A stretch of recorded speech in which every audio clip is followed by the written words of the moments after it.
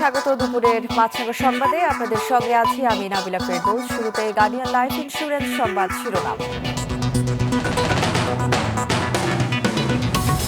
চট্টগ্রাম বিশ্ববিদ্যালয়ের শিক্ষার্থীদের সঙ্গে আবারও স্থানীয়দের সংঘর্ষ চলছে। আহত বেশ কয়েকজন, সব বিভাগের পরীক্ষা স্থগিত। ডাকসু নির্বাচনের মনোনয়ন ফর্ম বিতরণ অফিসে ছাত্রদল নেতাকর্মীদের চেয়ার টেবিল ভাঙচুর। ডাকসু নির্বাচনে চলছে প্রচার, বাড়ানো হচ্ছে বুথ।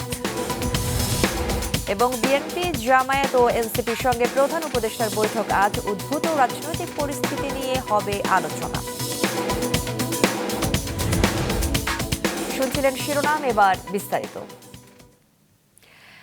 চট্টগ্রাম বিশ্ববিদ্যালয়ের শিক্ষার্থীদের সঙ্গে স্থানীয়রা আবারও সংঘর্ষে জড়িয়েছে। প্রশাসনের পক্ষ থেকে সমঝোতা করতে গিয়েও সম্ভব হয়নি।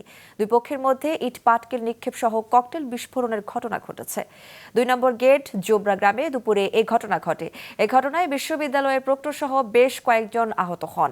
শিক্ষার্থীরা বলেন, গত রাতে তাদের উপর হামলা হয়, আর আজকে দুপুরে ১২টার দিকে সমঝোতা করতে গেলে ওরা আবার হামলা চালায়। এদিকে সব বিভাগের পরীক্ষা স্থগিত করেছে কর্তৃপক্ষ, তবে শিক্ষার্থীদের যাতায়াতের মাধ্যম শাটল ট্রেন চলবে। এর আগে গতকাল রাত 12:15টায় বিশ্ববিদ্যালয়ের ২ নম্বর গেট এলাকায় স্থানীয় বাসিন্দাদের সঙ্গে শিক্ষার্থীদের সংঘর্ষ ও পাল্টাপাল্টি ধাওয়ার ঘটনা ঘটে। বিশ্ববিদ্যালয়ের এক ছাত্রীকে মারধরের পর এ পরিস্থিতি সৃষ্টি হয় বলে জানিয়েছেন প্রত্যক্ষদর্শীরা। সংঘর্ষে অন্তত ৬০ শিক্ষার্থী আহত হন। পরে রাত ৩:৩০টার দিকে সেনাবাহিনীর সদস্যরা ঘটনাস্থলে গেলে পরিস্থিতি নিয়ন্ত্রণে আসে।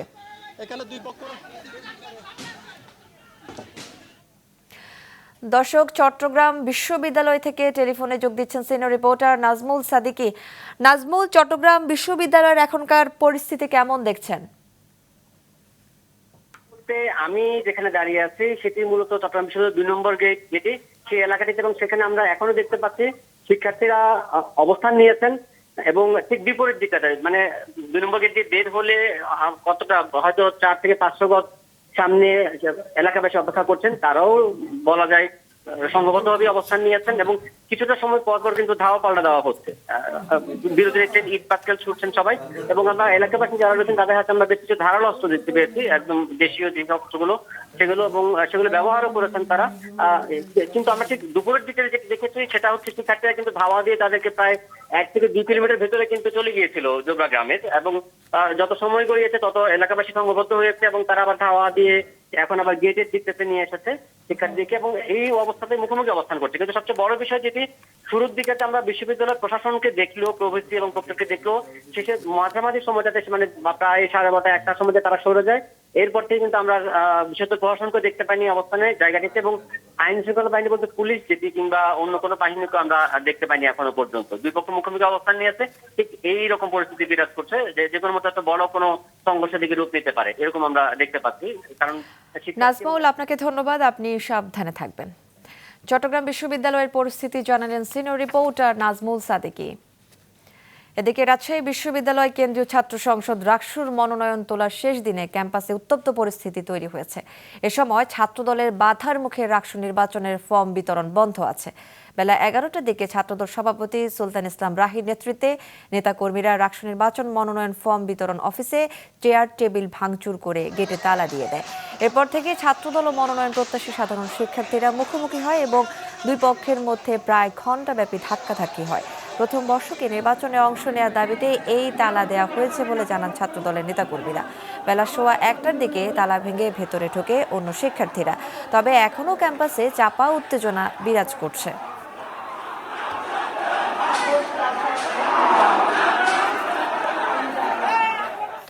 দর্শক, রাজশাহী বিশ্ববিদ্যালয় থেকে সবশেষ পরিস্থিতি সরাসরি জানাচ্ছেন স্টাফ রিপোর্টার গোলাম রাব্বানী। রাব্বানী, রাকসুর নির্বাচনের ফর্ম বিতরণ কি এখন চলছে?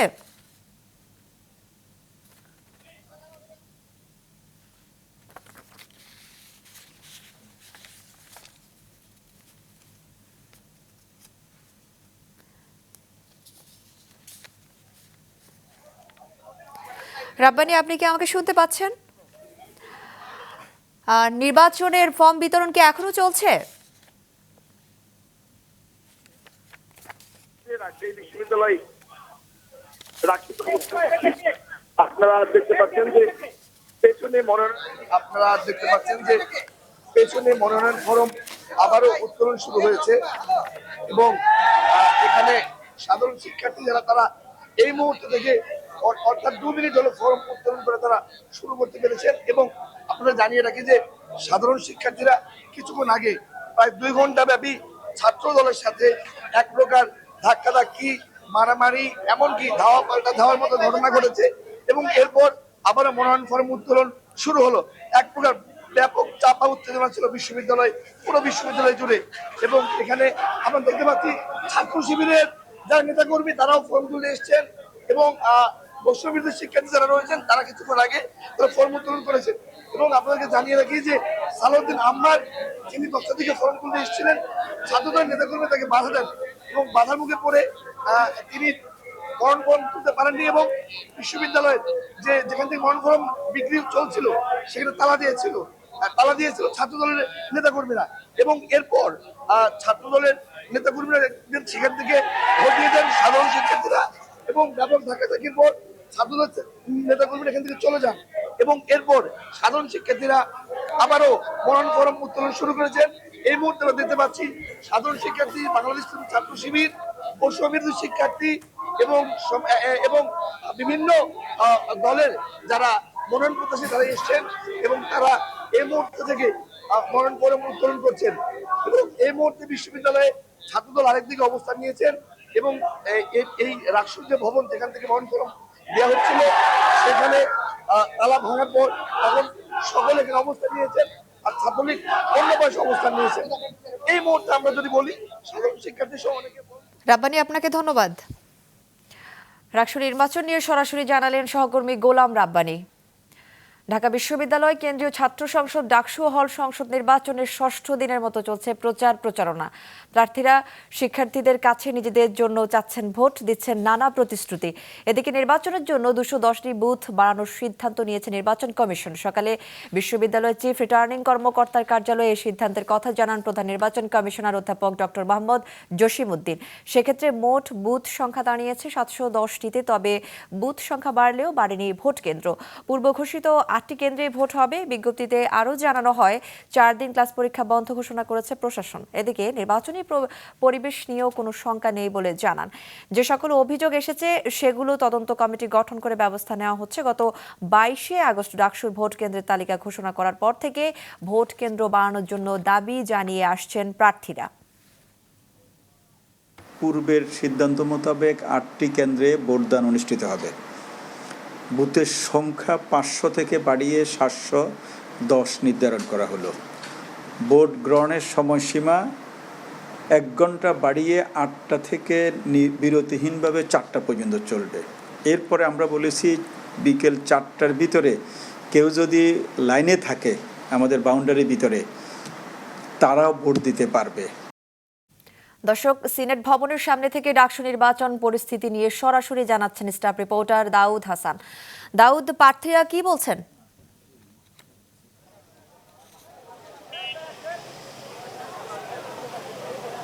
নাবিলা, আসলে সকাল থেকে বৃষ্টি ছিল, চাই তেমন প্রচারণা আমরা দেখি না। যখনই বৃষ্টি কমেছে অর্থাৎ 12টার পর থেকে আমরা দেখেছি সকল প্রার্থীরা কিন্তু পুরো ক্যাম্পাস চষে বেড়াচ্ছে। তাদের যে লিফলেট, তাদের যে প্রতিশ্রুতি, তাদের যে ইশতেহার, সেগুলো নিয়ে ভোটারদের দুয়ারে দুয়ারে যাচ্ছে। ভোটাররা শিক্ষার্থী, তারাও কিন্তু সাদরে গ্রহণ করছে।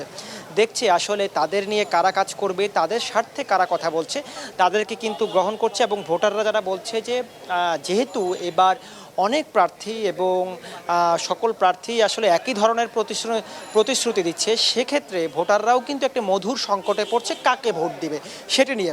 আমরা দেখছি যে কিছুক্ষণ পর পর তাদের যে সকল অভিযোগ নিয়ে সেগুলো নিয়েও কিন্তু গণমাধ্যমের কাছে সিনেট ভবন, ডাকসু ভবন, এখানে কিন্তু এসে তারা গণমাধ্যমে তাদের যে সকল অভিযোগের কথা সেগুলো জানাচ্ছে। এবং তাদের কাছে আমরা জানতে চেয়েছি তারা একে অপরকে কিন্তু আসলে যে দোষারোপটা প্রচারণা শুরুর আগ থেকে কিন্তু করে আসছে সেটা কিন্তু এখনও করছে এবং বলছে নির্বাচন আচরণবিধি লঙ্ঘন নিয়ে যে অভিযোগটা কিন্তু সেটিও কিন্তু আসলে করে আসছে, যেটিও অতীতেও আমরা দেখেছি, এখনও দেখছি। এবং একটি অভিযোগ করছে যে এগুলো নিয়ে যখন চিফ রিটার্নিং কর্মকর্তার কার্যালয়ে যাচ্ছে কথা বলার জন্য, চিফ রিটার্নিং কর্মকর্তা কিন্তু তাদের যে অভিযোগ প্রার্থীদের তারা বলছে যে এগুলো আমলে নিচ্ছে না। আবার চিফ রিটার্নিং কর্মকর্তা এদিকে বলছে যে সকল অভিযোগ আসছে সেগুলো নিয়ে কিন্তু আমলে নিয়ে এরই মধ্যে সেল গঠন করা হয়েছে এবং সেল সেগুলো মাথায় নিয়ে কিন্তু কাজ করছে।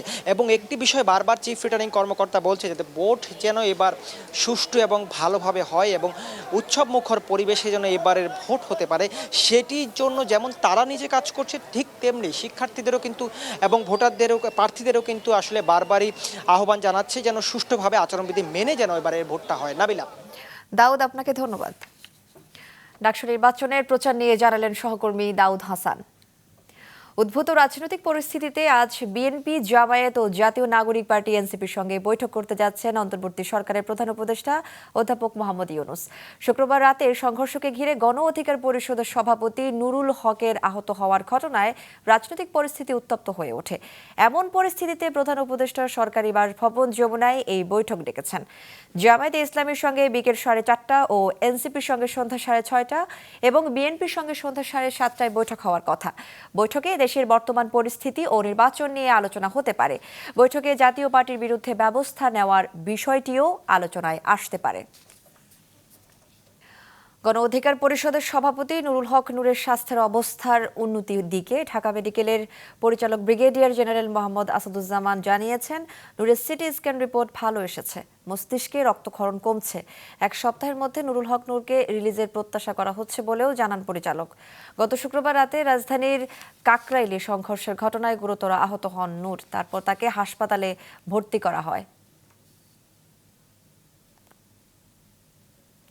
নিষিদ্ধ একটি দল নির্বাচন বানচাল করতে বিশৃঙ্খলা তৈরি করছে। এ বিষয়ে সবাইকে সজাগ থাকার আহ্বান জানিয়েছেন স্বরাষ্ট্র উপদেষ্টা জাহাঙ্গীর আলম চৌধুরী। সকালে সচিবালয়ের আইন শৃঙ্খলা সংক্রান্ত কোর কমিটির বৈঠক শেষে স্বরাষ্ট্র উপদেষ্টা বলেন, আগামী জাতীয় নির্বাচন কতটুকু শান্তিপূর্ণ ও সুষ্ঠু হবে তা নির্ভর করে রাজনৈতিক দল ও জনগণের উপর। আইন শৃঙ্খলা বাহিনী শুধু নিরাপত্তার দায়িত্ব পালন করবে। সে সময় রাজনৈতিক দলগুলোকে ঐক্যবদ্ধ থাকার উপর গুরুত্ব করেন তিনি। জানান, এই সরকার দায়িত্ব নেয়ার পর 123টি সংগঠনের 1604টি আন্দোলন হয়েছে, যা জনদুর্ভোগের পাশাপাশি সরকারের কাজে বিঘ্ন সৃষ্টি করেছে। যে পার্টিটার কার্যকলাপ নেই তারা তো চাবি নির্বাচনটা ভঙ্গ করার জন্য, তারা তো অবশ্যই চাইবে। মানে এদেরও একটা সংখ্যা তো রয়ে গেছে। এখন এই সংখ্যাটারে প্রতিহত করার দায়িত্ব হলো রাজনৈতিক দল এবং আপনাদের সবাই মিলে, আমাদের সবাই মিলে যেন কেউ এইটা নির্বাচনটারে যেন কোনো রকমের বাধাগ্রস্ত করতে না পারে। অবাধ ও সুষ্ঠু নির্বাচন নিয়ে বিএনপির সংশয় থাকলেও দলটির প্রত্যাশা, বর্তমান নির্বাচন কমিশনের অধীনে সবার অংশগ্রহণে একটি অংশগ্রহণমূলক নির্বাচন হবে। দুপুরে নির্বাচন কমিশনারদের সাথে বৈঠক শেষে কথা জানান দলের সিনিয়র যুগ্ম মহাসচিব রুহুল কবির রিজভী। গণপ্রতিনিধিত্ব আদেশ, সংসদীয় আসনের সীমানা পুনর্নির্ধারণ, প্রবাসীদের ভোটাধিকার প্রয়োগ নিয়ে আগারগাঁওয়ে নির্বাচন ভবনে আজ কমিশনারদের সাথে বৈঠক করে বিএনপির প্রতিনিধি দল। ঘণ্টাব্যাপী বৈঠক শেষে রুহুল কবির রিজভী জানান, নির্বাচনের প্রস্তুতি নিয়ে তাদের কথা হয়েছে। জাতীয় পার্টির নিবন্ধন বহাল বা বাতিল, গণ অধিকার পরিষদ নেতার উপর হামলা সম্পর্কেও অবস্থান তুলে ধরেন রিজভী। একটা অবাধ সুষ্ঠু নির্বাচন এই মুহূর্তে করার জন্য সাংবিধানিক যে দায়িত্ব নির্বাচন কমিশন সংবিধান কর্তৃক প্রদত্ত হয়েছে সেই অনুযায়ী তাদের যে কাজগুলো সেই কাজগুলো তারা করে যাচ্ছেন। তো সেই ক্ষেত্রে এই মুহূর্তে যে দাবিগুলো গ্রহণ করে একটা অবাধ সুষ্ঠু নির্বাচন সম্পন্ন করা যায় সেই কাজগুলোই তারা করছেন এবং করতে সক্ষম হচ্ছেন বলে আমাদেরকে তারা জানিয়েছেন। কৃষিবিদদের 3 দফা দাবিতে ময়মনসিংহে রেলপথ অবরোধ করে কৃষি ব্লকেট কর্মসূচি পালন করছেন বাংলাদেশ কৃষি বিশ্ববিদ্যালয়ের শিক্ষার্থীরা। সকাল 11:30টার দিকে ঢাকাগামী হাওর এক্সপ্রেস ট্রেন আটকে রেল লাইনে অবস্থান নিয়ে বিক্ষোভ শুরু করেন কৃষি অনুষদের শিক্ষার্থীরা।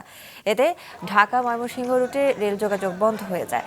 এ সময় কৃষি সম্প্রসারণ অধিদপ্তর, কৃষি উন্নয়ন কর্পোরেশন ও অন্যান্য গবেষণা প্রতিষ্ঠানের 10ম গ্রেডের পদ উপ সহকারী কৃষি কর্মকর্তা ও কৃষি সংশ্লিষ্ট বিষয়ে স্নাতক ডিগ্রি না থাকলে নামের সাথে কৃষিবিদ পদবি ব্যবহারের অনুমতি না দেওয়ার দাবি জানান আন্দোলনকারীরা। আন্তর্জাতিক পারস্পরিক বিশ্বাস, সম্মান ও সংবেদনশীলতার ভিত্তিতে চীনের সঙ্গে সম্পর্ক এগিয়ে নিতে ভারত প্রতিশ্রুতিবদ্ধ। চীনের প্রেসিডেন্ট শি জিনপিং এর সঙ্গে বৈঠকে কথা বলেন ভারতের প্রধানমন্ত্রী নরেন্দ্র মোদি। যুক্তরাষ্ট্রের প্রেসিডেন্ট ডোনাল্ড ট্রাম্পের আরোপিত বাড়তি শুল্কের চাপে টালমাটাল পুরো বিশ্ব। এ সময় সাংহাই কোঅপারেশন অর্গানাইজেশনের সম্মেলনে যোগ দিতে চীন সফর করছেন রাশিয়ার প্রেসিডেন্ট ভ্লাদিমির পুতিন ও ভারতের প্রধানমন্ত্রী নরেন্দ্র মোদি। আর তাই এই সম্মেলন ঘিরে বাড়তি আগ্রহ সবার মধ্যে। রবিবার চীনের প্রেসিডেন্ট শি জিনপিংয়ের সঙ্গে বৈঠক করেছেন ভারতের প্রধানমন্ত্রী নরেন্দ্র মোদি। চীনের তিয়ানজিনে সাংহাই কোঅপারেশন অর্গানাইজেশনের সম্মেলনের ফাঁকে এই বৈঠক অনুষ্ঠিত হয়। বৈঠকে ভারতের প্রধানমন্ত্রী জানান, ভারত চীন সম্পর্ককে এগিয়ে নিতে তিনি প্রতিশ্রুতিবদ্ধ। দুই দেশের 280 কোটি মানুষের স্বার্থ তাদের পারস্পরিক সহযোগিতার সঙ্গে জড়িত বলেও মন্তব্য করেন তিনি। সীমান্তে সেনা প্রত্যাহারের পর শান্তি ও স্থিতিশীলতার পরিবেশ তৈরি হয়েছে। সীমান্ত ব্যবস্থাপনার বিষয়ে ভারত ও চীনের বিশেষ প্রতিনিধিদের মধ্যে একটি চুক্তি হয়েছে। কৈলাস মানস সরোবর যাত্রা আবারও শুরু হয়েছে। দুই দেশের মধ্যে সরাসরি বিমান চলাচল আবারও শুরু হচ্ছে। 2.8 बिलियन लोगों के हित जुड़े हुए। এ সময় চীনের প্রেসিডেন্ট শি জিনপিং বলেন, ভারত ও চীনের বন্ধুত্বপূর্ণ সম্পর্ক এবং প্রতিবেশী হিসেবে ভালো সম্পর্ক বজায় রাখা গুরুত্বপূর্ণ। দুপক্ষকেই আমাদের সম্পর্কে কৌশলগত উচ্চতা এবং দীর্ঘমেয়াদী দৃষ্টিকোণ থেকে বিবেচনা ও পরিচালনা করতে হবে, যেন আমাদের দ্বিপাক্ষিক সম্পর্ক টেকসই, সুদৃঢ় এবং স্থিতিশীল হয়। চলতি বছরের সাংহাই কোঅপারেশন অর্গানাইজেশনের শীর্ষ সম্মেলন অনুষ্ঠিত হচ্ছে চীনের শহর তিয়ানজিনে। সম্মেলনে 20টির বেশি দেশের নেতা এবং 10টি আন্তর্জাতিক সংস্থার প্রধান যোগ দিচ্ছেন। আমিনা লুসি, মাছরাঙা, নিউজ ডেস্ক। দর্শক, দুপুরের সংবাদ শেষ করছি। যাবার আগে গার্ডিয়ান লাইফ ইন্স্যুরেন্স সংবাদ শিরোনামগুলো আরও একবার।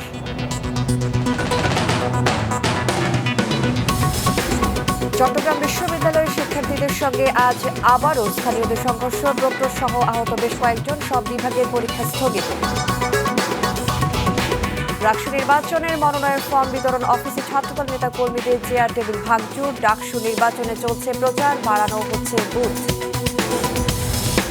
এবং বিএনপি, জামায়াত ও এনসিপির সঙ্গে প্রধান উপদেষ্টার বৈঠক আজ। উদ্ভূত রাজনৈতিক পরিস্থিতি নিয়ে হবে আলোচনা। এ ছিল এখনকার মতো। ফেসবুকে আপডেট পেতে ভিজিট করুন মাছরাঙা টেলিভিশনের পেজে। ইউটিউব চ্যানেলেও দেখতে পারেন আমাদের সংবাদ, প্রতিবেদন ও অনুষ্ঠান। আমাদের পরবর্তী সংবাদ বিকেল 5টায় দেখার আমন্ত্রণ রইল।